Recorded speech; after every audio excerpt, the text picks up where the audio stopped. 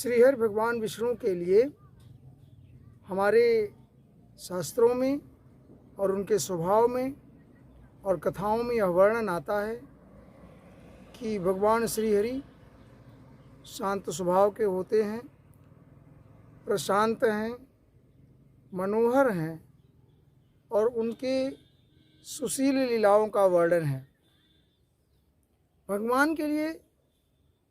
भगवान विष्णु के लिए शिव सहस्त्र नाम में वर्णन आता है जित क्रोधो, अर्थात जिसने क्रोध को जीत लिया है, और क्रोधहा क्रोध करता, ऐसे भगवान के लिए पूरा शांति वर्णन है।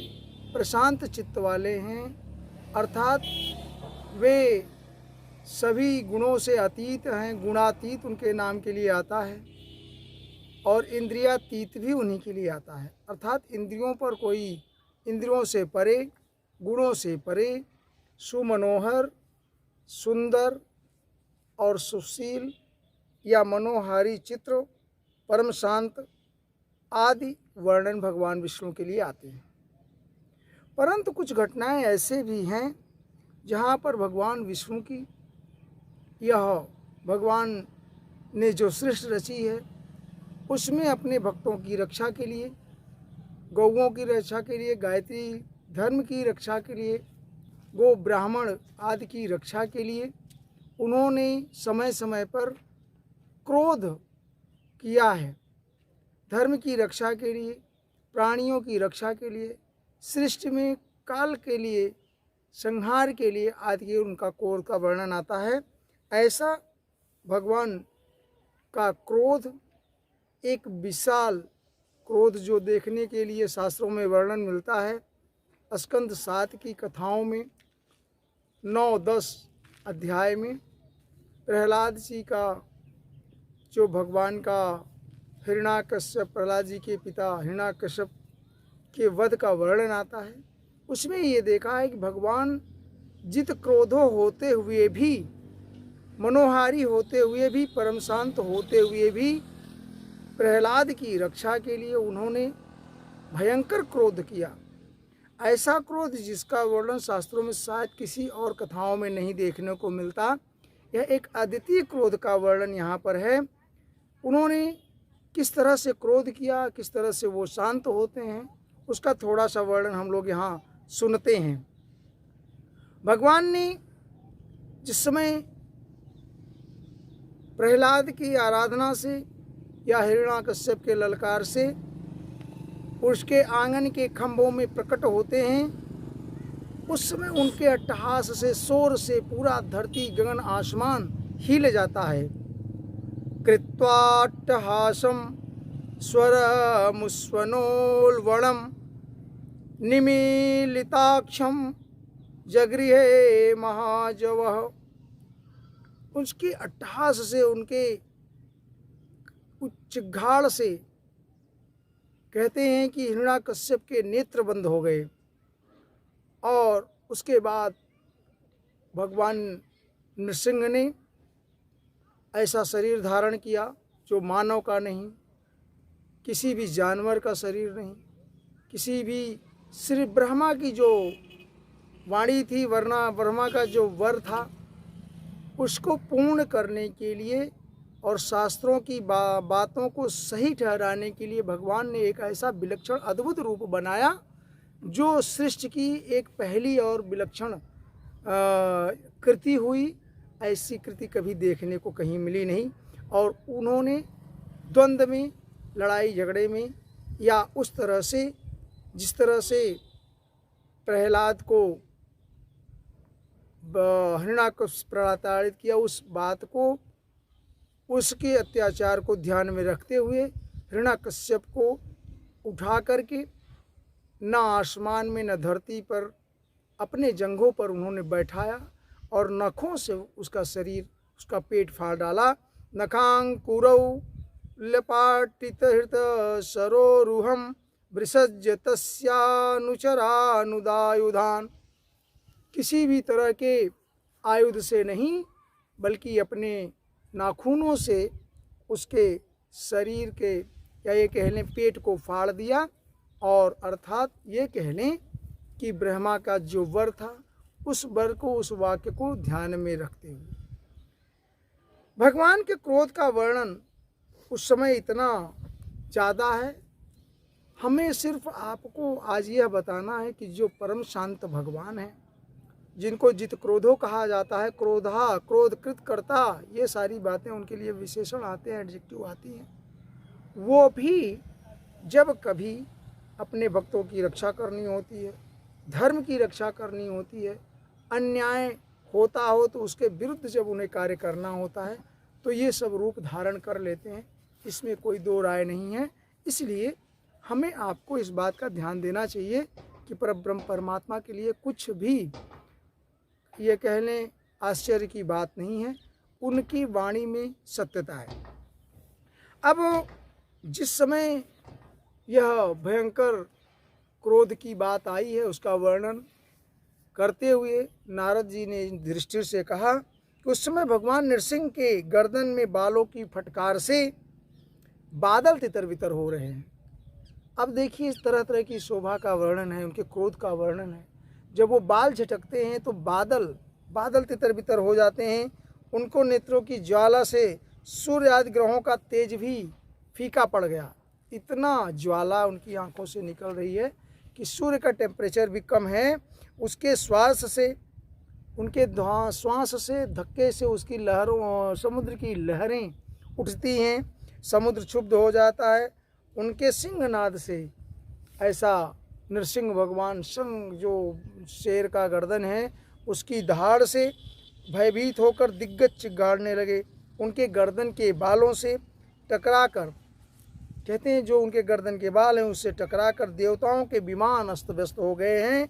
स्वर्ग डगमगा गया, उनके पैरों की धमक से भूकंप आ गया, वेग से पर्वत उड़ने लगे और उनके तेज से चकाचौंध होकर आकाश में कुछ दिखना ही बंद हो गया। अर्थात यह उनके क्रोध का वर्णन है। इस समय नरसिंह भगवान का सामना करने वाला कोई दिखाई न पड़ता था, फिर भी उनके साथ अकेले में उन्होंने ऐसा तांडव किया, उनका क्रोध बढ़ता ही गया।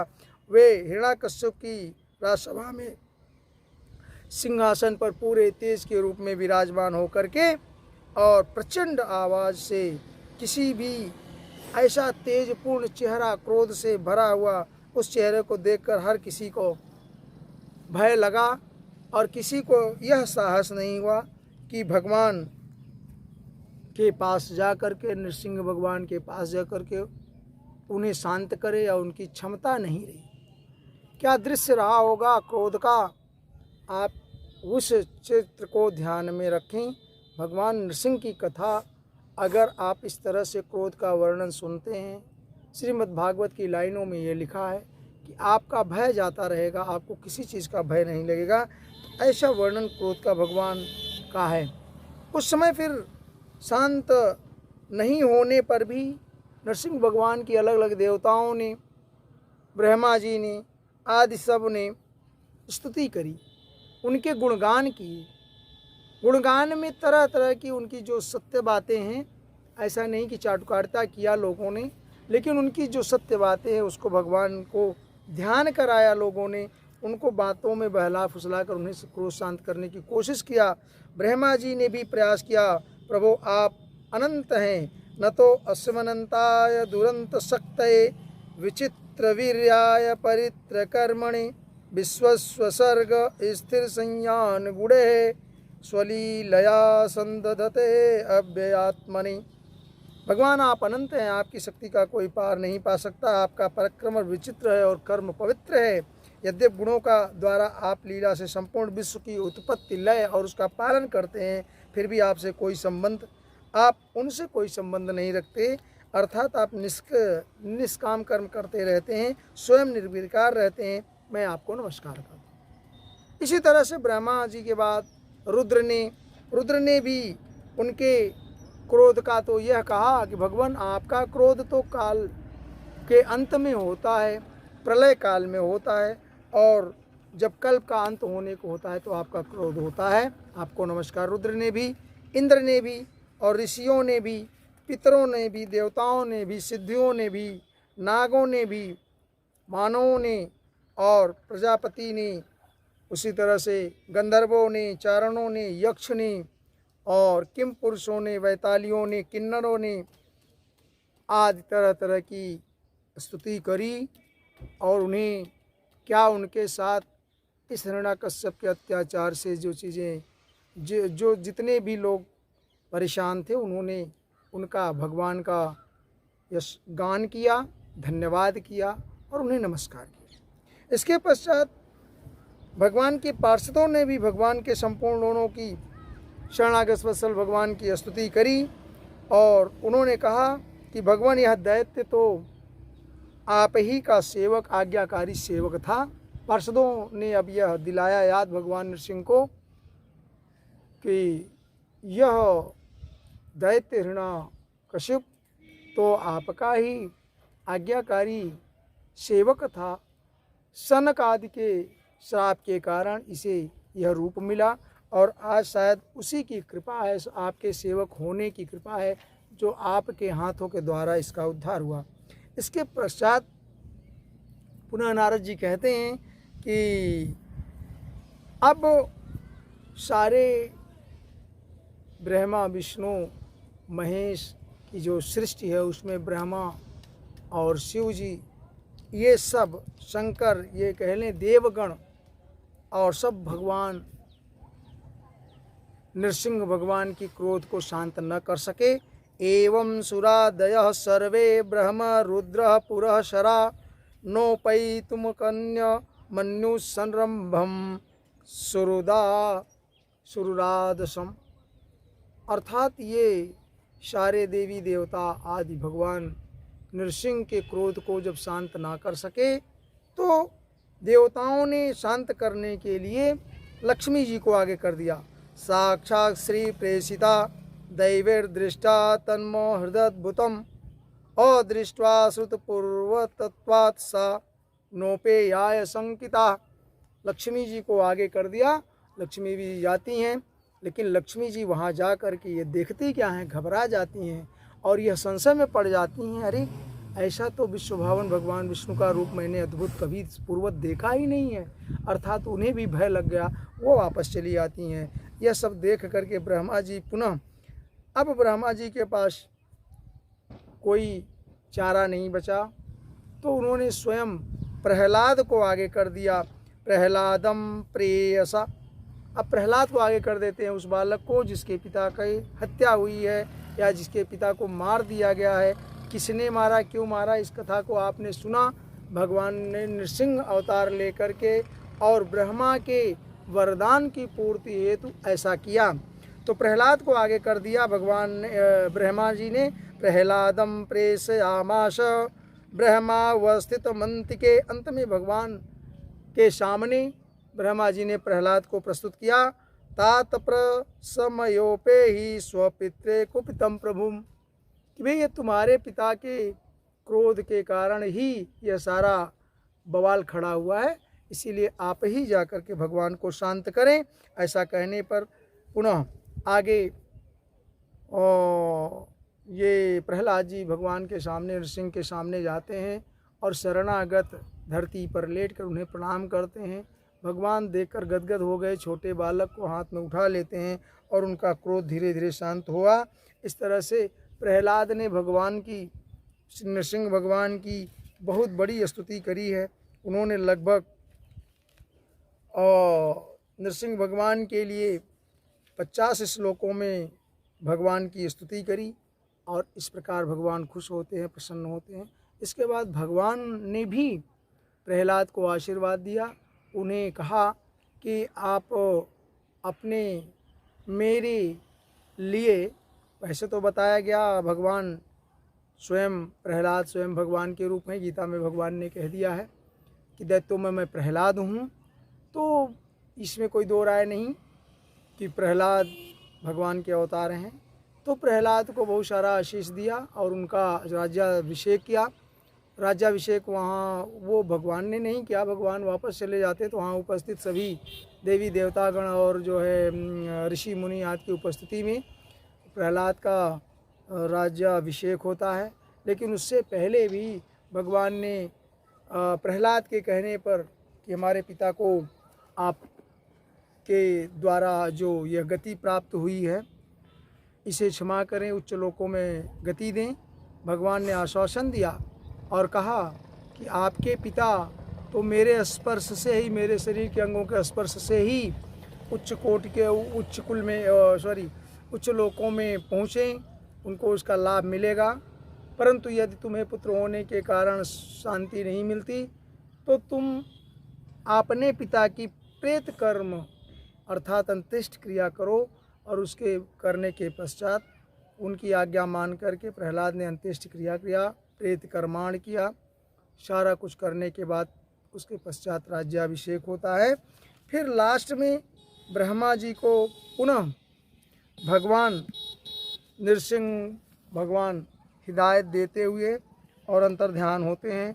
हिदायत में भगवान ने कहा है ब्रह्मा जी को कि भाई आप लोग पुनः ब्रह्मा को यह कहते हुए कि इस तरह का वरदान असुरों को न दिया करें। मैवं वसो असुराणाम ते प्रदेयः पद्म संभव वरः क्रूर निसर्गाणा मही नाम अमृतम यथा।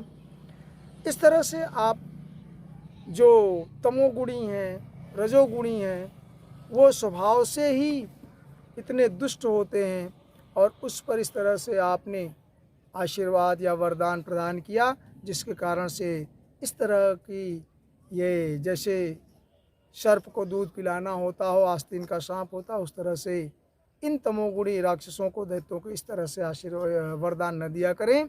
और ऐसा कह करके आप ये कह लें कि भगवान को भी अपनी सृष्टि में जो रचने वाले हैं उन ब्रह्मा विधाता को भी हिदायत दिया कि डोंट डू लाइक दैट, क्योंकि ऐसा करने से सृष्टि इम्बैलेंस हो जाती है। और उन वरदान को देने के पश्चात मुश्किल सामने किसके आती है? जो परब्रह्म परमात्मा है। हमें आपको भी इस बात का ध्यान देना चाहिए कि परब्रह्म परमात्मा ने सारी सृष्टि रची है और उसके अनुसार से सारा वर्क होता है। हमें आपको उसका ध्यान रखना चाहिए और कुछ ऐसा काम करना नहीं चाहिए जैसे कि सृष्टि में हमारा हस्तक्षेप हो और सृष्टि हमारे वजह से सृष्टि का कोई भी कार्य बाधित हो। इस तरह से हमें आपको भगवान के क्रोध का जो हमने आज उठाया है, वर्णन किया है कि भगवान चित क्रोधो होते हुए भी, परम शांत होते हुए भी, संसार को संभालते हुए भी, अपने भक्तों की रक्षा करते हुए भी कभी कभी उन्हें भी अन्याय या अन्याय से लड़ने के लिए, अत्याचार से लड़ने के लिए क्रोध का सहारा लेना पड़ा है। जैसा कि आपने श्री रामचंद्र जी को भी, आइए शंकर आ जाइए, श्री रामचंद्र भगवान को भी जब समुद्र में, आइए आइए आइए, जय श्री कृष्ण।